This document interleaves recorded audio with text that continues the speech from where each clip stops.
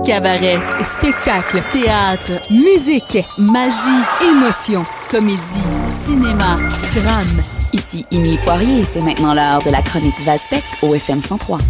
Et oui, la chronique du lundi avec Émilie Poirier. Bonjour Émilie. Bon matin. Bon matin. Joyeux Noël. Oui, joyeux Noël. Il reste exactement 23 jours avant Noël. Oui. Et aujourd'hui, tu as pour nous des idées cadeaux pour Noël. Oui. Ben oui, c'est ça, parce qu'en fin de semaine, je suis allée juste m'acheter des sacs à poubelle chez Canadian Tire. Puis là, j'ai fait « Arc, c'est dégueulasse! Il y a plein de monde. » J'haïs ça, magasiner Noël, moi.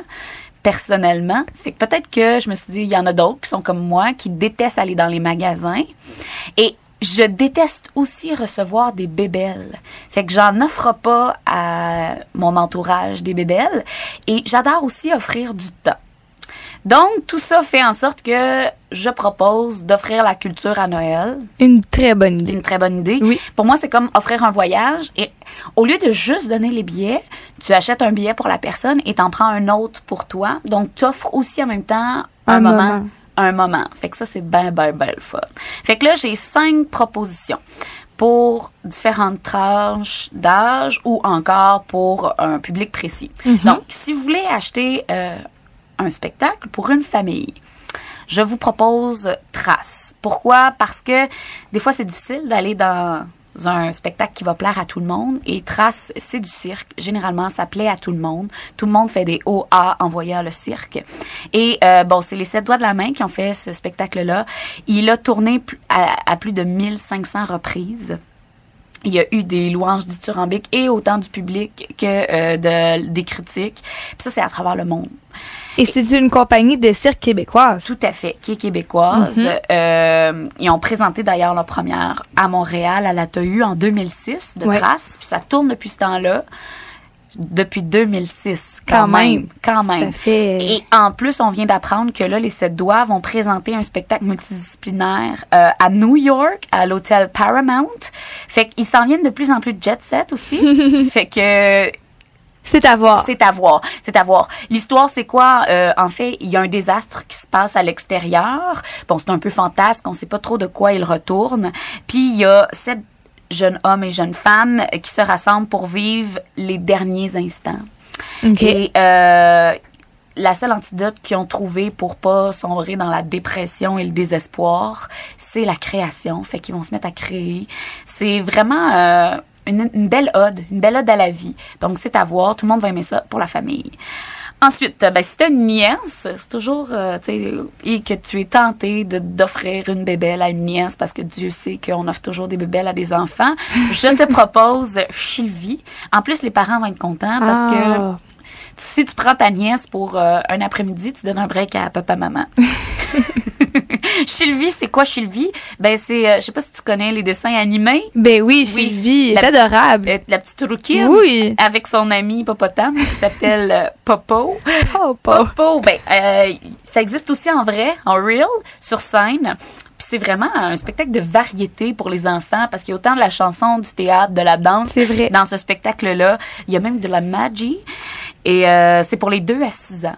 Donc, voilà. Mais même si t'as un neveu aussi, il va aimer ça. Là. Mais oui, c'est pas juste pour les petites filles. C'est pas juste pour les petites filles, c'est pour tout le monde. Oui.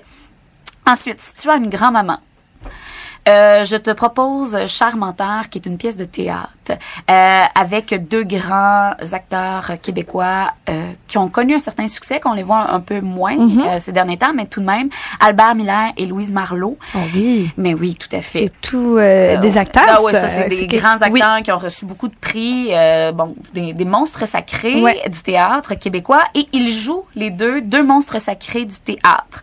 En fait, qui sont Georges Bernard Shaw, qui est quelqu'un qui a écrit plusieurs textes et pour le théâtre et pour le cinéma, qui a gagné des Oscars, et Stella Campbell, qui était considérée comme la Sarah Bernard britannique. Sarah Bernard, une icône. Oui, une icône de ce monde. Voilà. Et ces deux-là s'échangent une correspondance pendant plus de 40 ans. Ce sont des amis qui, au début, essaie de percer dans le monde du théâtre, et elle va vite avoir un grand succès. Puis à un moment donné, elle va vieillir. Et quand elle va vieillir, c'est son ami qui, lui, va remporter un succès, qui va avoir des Oscars et tout ça. Tandis qu'elle, elle va sombrer un peu dans l'oubli. Fait que c'est une belle pièce de théâtre sur la vie, sur l'amitié, sur qu'est-ce qui arrive quand on devient vieux.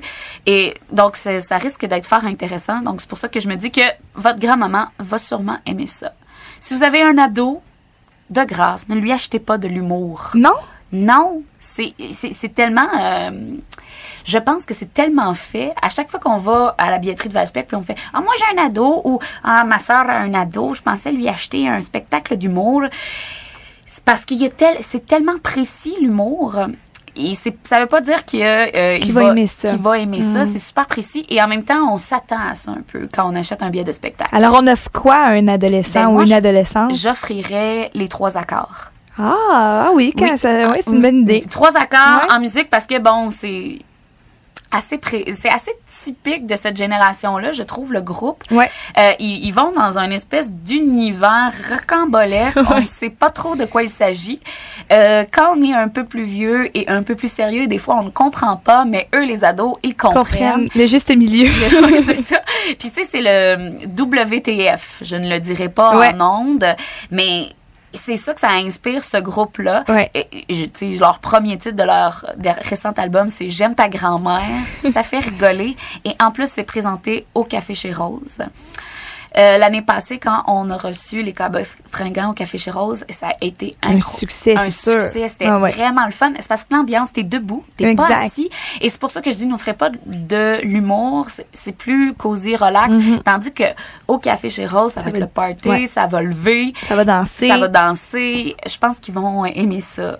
C'est comme si on voyait un spectacle en plein air, mais dans une salle. Dans une salle. Et ils viennent quand, les 3 accords? Le 1er février. 1er février. Donc, c'est pas trop long parce que des fois, tu sais, justement, il va être OK, donc je t'offre un billet de spectacle, c'est pour le mois de mai. C'est loin, c'est loin, ouais. Donc, c'est assez rapproché. Oui. Donc, 1er février, 3 accords. Et maintenant, pour votre douce, messieurs, je vous propose Danse Lassa Danse, qui est un hommage en chanson et en danse à Lassa Dessella.